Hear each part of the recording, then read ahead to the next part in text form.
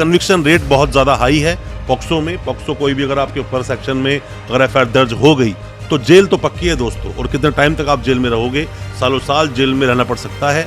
और साथ में कन्विक्शन भी हो सकता है कि अगर किसी भी तरह से बच्चों के साथ में कोई भी अगर सेक्सुअल असॉल्ट होता है, किसी भी तरह से अगर कोई छेड़खानी भी होती है या पेनिट्रेटिव सेक्स का मामला होता है, तो ऐसे सभी मामलों को डाला गया पॉक्सो में। दोस्तों आज अपनी इस वीडियो के माध्यम से मैं आपको बताऊंगा कि क्या 5 गलतियां आपको बिल्कुल नहीं करनी है अगर आपकी किसी भी जानकार सगे संबंधी पर अगर पॉक्सो केस लग गया है। तो ये 5 गलतियां आप बिल्कुल मत करना। हालांकि मैंने पहले भी आपको बताया था कि 5 चीजों किस किस चीज का विशेष रूप से आपको ध्यान रखना है। अभी मैं गलतियां बताऊंगा जो गलतियां अक्सर आप करते हो अपने केसेस में, क्योंकि मेरा जो एक्सपीरियंस पर्सनली बोलता है पॉक्सो केसेस को लड़ने का, पॉक्सो एक्ट क्या कहता है और पॉक्सो के सेक्शंस क्या कहते हैं, उन पर जो हमारा पर्सनल एक्सपीरियंस बोलता है कैसे आप उन केसेस से निकलोगे और कैसे उन केस को अच्छे से लड़ पाए तो कन्विक्शन नहीं होगा। वरना कन्विक्शन रेट बहुत ज्यादा हाई है पॉक्सो में। पॉक्सो कोई भी अगर आपके ऊपर सेक्शन में अगर एफआईआर दर्ज हो गई तो जेल तो पक्की है दोस्तों। और कितने टाइम तक आप जेल में रहोगे, सालों साल जेल में रहना पड़ सकता है। और साथ में कन्विक्शन भी हो सकता है। Protection of children from sexual offences, जो ये एक्ट है 2012 का, 2012 में ये एक्ट आया, 19 में अमेंडमेंट आया, 19 के बाद और ज्यादा सख्त बना दिया गया इस कानून को दोस्तों।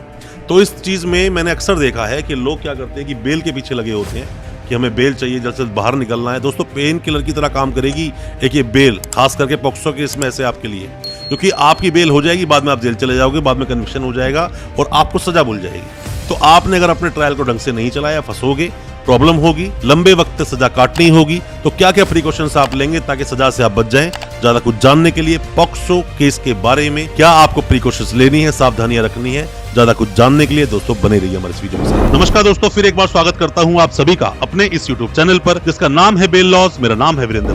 दोस्तों पॉक्सो एक्ट लाया गया कि छोटे बच्चे, जो छोटे बच्चे होते हैं जिनकी उम्र 18 साल से कम है, मतलब जो भी कोई 18 साल से कम है वो सभी लोग माइनर कैटेगरी में आ जाते हैं। पर बात क्या है कि यहाँ पर भी कैटेगरीज बांटी गई। कैसे बांटी गई? 0 से 12, 12 से 16 और 16 से 18।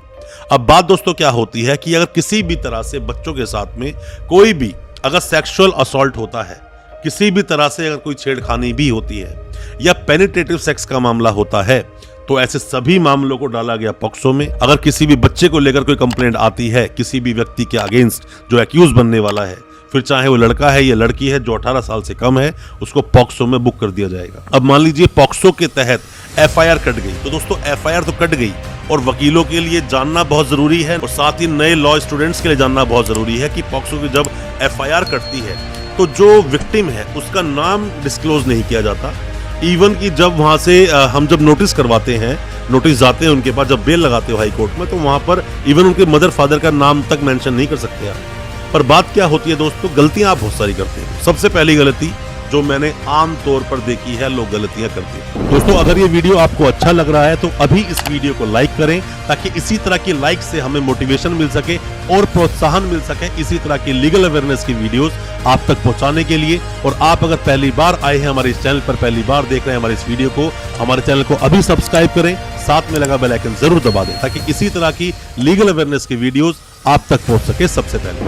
सबसे पहली बात, केस की सीरियसनेस को ना समझना और सिर्फ बेल के पीछे भागना। सेशंस कोर्ट में लगाना, हाई कोर्ट में लगाना, चार्जशीट आई, बेल नहीं हुई, फिर दोबारा सेशंस कोर्ट में लगाना, फिर हाई कोर्ट में जाना, फिर से आपकी बेल नहीं हुई, वकीलों को चेंज करना और फिर भी आपको ठीक से वकील ना मिलना जो पॉक्सो के बारे में अच्छी खासी नॉलेज रखते हो, जिन्होंने पहले पॉक्सो केस लड़े हैं। अब दोस्तों बात ये आती है कि आप जब पॉक्सो का केस किससे लड़वाते हो या कोई भी वकील साहब जब पॉक्सो का केस लड़ते हैं तो आपको भी थोड़ी सी अपनी स्टडी कर लेनी चाहिए। इतना बड़ा कोई पॉक्सो एक्ट है नहीं दोस्तों।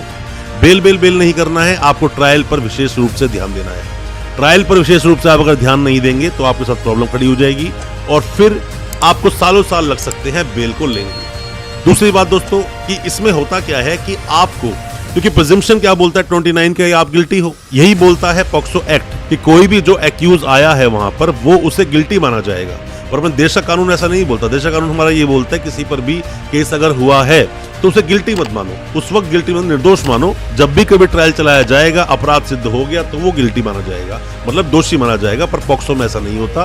पॉक्सो की प्रिजम्पशन थोड़ा अलग बोलती है। और अब यहाँ गलती आप क्या कर देते हो कि अपने फेवर में जो आपको एविडेंसेस लगाने हैं वो एविडेंसेस आप लगाते ही नहीं हो। और एविडेंसेस ना लगाने की वजह से बाद में कन्विक्शन होता है, क्योंकि आप जब क्रॉस होता है तो उसमें सही से तोड़ नहीं पाते हो विक्टिम को, या फिर जो भी कोई सपोर्टिंग जो भी कोई एविडेंसेस थे आपके अगेंस्ट वहां पर आप ध्यान ही नहीं देते हो। चलो ये बात भी होगी दूसरा पॉइंट। तीसरे पॉइंट, एक बहुत बड़ी जो गलती आप करते हो, जब आपने एफआईआर को पढ़ी तो एफआईआर में बहुत सारी कमियां हो सकती हैं, गलतियां हो सकती हैं, आप उस पर उसी वक्त कोई भी ऑब्जेक्शन या फिर देखा जाए तो कॉन्ट्रडिक्शन क्रिएट करते नहीं हो, या फिर आप ये मान लीजिए कि क्वेश्चन के लिए ऐसा कहां लिखा है कि क्वेश्चन नहीं हो सकती, ऐसा कभी नहीं होता। अगर हो सके उसके अंदर अगर ऐसे कुछ पॉइंट्स हैं जिसके आधार पर आप क्वेश्चन करा सकते हो। मान लीजिए जिस वक्त की घटना दी गई, मान लो दिल्ली में कोई अपराध हुआ, उस वक्त दिल्ली में आप थे ही नहीं उस महीने में, यह भी पॉइंट हो सकता है। या जिस बच्चे ने कंप्लेंट दी वो बच्चा कंप्लेंट देने गया ही नहीं, उसके फादर गए हैं, और जो बोलना चाहता था वो बच्चा वो बोलना कुछ और, फादर ने कुछ और लिखवा दिया, वहां भी एक ऑप्शन उठा सकते हो। बहुत सारे पॉइंट्स बनते हैं जब एफआईआर पढ़ी जाती है दोस्तों, तो बहुत सारे पॉइंट्स आते हैं जिनके ऊपर आप ऑब्जेक्शन कर सकते हो, कॉन्ट्रडिक्शंस क्रिएट होते हैं और वहां पर जाकर आप उसको चैलेंज कर सकते हो। उससे अगली गलती आप क्या करते हो कि आप उसके अंदर जब चार्जेस फ्रेम होते हैं तो चार्जेस सिर्फ और सिर्फ कंसील करा लेते हो, उस पर बहस नहीं करते हैं बहुत सारे वकील साहब, या फिर आप भी नहीं बोलते बहस करने के लिए, क्योंकि आप लगे होते हो बेल के लिए। आप सोचते हो बहस होगी, 1-2 डेट और लग जाएंगी तो और समस्या हो जाएगी, अंदर व्यक्ति हमारा 1-2 महीना और रह जाएगा। पर आप ये नहीं जानते कि अगर चार्जेस सीधे कंसील हो गए, आपके पास कुछ बोलने के लिए है ही नहीं, तो बाद में कन्विक्शन हो जाएगा, सजा बुल जाएगी 20 साल की। अगर आपके इस केस में अगर सेक्शन 6 लगा है तो कम से कम 20 साल की सजा वहां पर बुल जाएगी। आप इसका ध्यान बिल्कुल देते नहीं।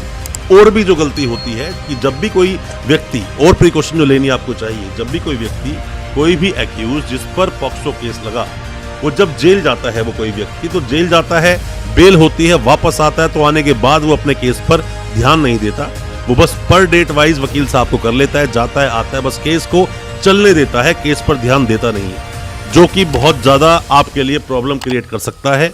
और आपका केस अगर अच्छे से नहीं चला, जैसा मैंने आपको बताया, प्रिजम्पशन है, प्रिजम्पशन ऑफ गिल्टी, आपको गिल्टी माना जाएगा, आपको अपने एविडेंसेस खुद जुटाने होंगे, क्योंकि ऐसे में एविडेंस आपको देने हैं, ना कि एविडेंस देने स्टेट को। यहाँ पर आप प्रूव करोगे कि आपने वो अपराध नहीं किया। आप जेल से अगर बाहर आए हो तो अपने केस पर अच्छे से ध्यान दें, और ध्यान देने के बाद आपको कोशिश करनी चाहिए और भी कैसे आप इस केस से निकल पाएंगे। मेरी एडवाइस दोस्तों आप सभी को ये है कि पॉक्सो केस को हल्के में तो आप बिल्कुल ना लें, वरना आपके साथ बहुत बड़ी समस्या खड़ी हो सकती है। एक और गलतियां जो आप सभी लोग दोस्तों करते हैं, 5वीं गलती मैं आपको बताना चाहूंगा कि कॉमन गलती है, कॉमन गलती है जो अक्सर देखने को मिलती है। अंदर जब कोई व्यक्ति जाता है, कोई भी अरेस्ट है, वो जेल में गया, तो अंदर जो लोग बैठे हैं वो अधूरा ज्ञान देते हैं आपको, अधूरा ज्ञान देते हैं। उस अधूरे ज्ञान से आप अपने वकील साहब से बहस करते हो, जबकि उसके फैक्ट्स को समझने की कोशिश नहीं करते। या फिर जो जजमेंट्स आते हैं, जजमेंट्स बिल्कुल एक्यूरेट आपके केस से रिलेट नहीं करते हैं, बट आप उसी जजमेंट को पकड़कर बैठ जाते हैं कि इसी जजमेंट के आधार पर मैं अपनी एफआईआर क्वेश्चन करा लूंगा, या मैं कन्विक्शन फ्री हो जाऊंगा, या फिर मैं केस को जीत जाऊंगा, या फिर मैं बेल ले लूंगा। दोस्तों ऐसा नहीं होता, सभी केस के फैक्ट्स अलग अलग होते हैं। अगर आपका फैक्ट बहुत हद तक मिलता है किसी भी एक ऐसी जजमेंट से, किसी भी एक ऐसे ऑर्डर से, जजमेंट जो आया सुप्रीम कोर्ट या कोई भी गाइडलाइंस आई हैं जो फॉलो करनी चाहिए थी, अगर मिलता है तो उसका बेनिफिट जरूर लें, बट अधूरे ज्ञान से अपने केस को ना तो लड़े और ना अधूरे ज्ञान से अपने केस को लड़वाएं, वरना तो जेल में आपको सालों साल बीत सकते हैं और जल्दी से बेल होगी नहीं। मेरा मानना है कि जो मैं आपको बातें समझा रहा हूँ वो आप तक पहुंची होंगी, आपको समझ आई होगी। पॉक्सो केस को लेकर कोई भी किसी भी तरह की सलाह आप चाहते हैं, जानकारी चाहते हैं, कोई एडवाइस हमसे चाहते हैं, तो हमें व्हाट्सएप भी कर सकते हैं और आप कमेंट बॉक्स में कमेंट भी कर सकते हैं, हम आपको रिप्लाई जरूर करेंगे। आपका कोई भी जानकर सगा संबंधी अगर जेल में है तो हो सकता है उसको निकलवाने हम आपकी कोई मदद कर सकें। दोस्तों अच्छा लगा आज का वीडियो, हमारी वीडियो को ज़्यादा से ज़्यादा अपने दोस्तों, परिजन, परिवार में शेयर करें, ताकि वो भी अपने आप को कानूनी जानकार बन सके। और दोस्तों हमारे चैनल को बिना सब्सक्राइब करें बिल्कुल मत जाना, सब्सक्राइब करें अभी हमारा चैनल, ताकि इसी तरह की और लीगल अवेयरनेस की वीडियोस आप तक पहुंच सके सबसे पहले। बहुत बहुत शुक्रिया दोस्तों, धन्यवाद हमारे इस वीडियो के साथ बने रहने के लिए।